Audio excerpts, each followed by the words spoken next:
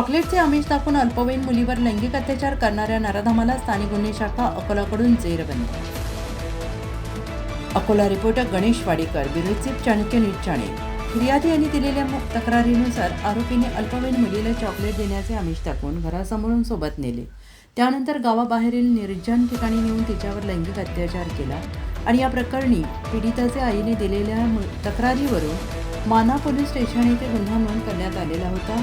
गुन्हा दाखल झाल्यानंतर आरोपी फरार झाला होता. सदर गुन्ह्याचे गांभीर्य लक्षात घेऊन गुन्ह्यातील आरोपीचा स्थानिक गुन्हे शाखा अकोला आणि विशेष पथक नेमून शोध घेण्यात येत होता. तांत्रिक आणि गोपनीय माहितीच्या मदतीने सदर गुन्ह्यातील आरोपी उज्ज्वल आत्माराम नाईक हा उल्हासनगर जिल्हा ठाणे येथे असल्याची माहिती प्राप्त झाल्याने स्थानिक गुन्हे शाखा अकोला येथे तपासाचे उल्हासनगर जिल्हा ठाणे येथे जाऊन सदर आरोपीला ताब्यात घेऊन जेरबंद करण्यात आले.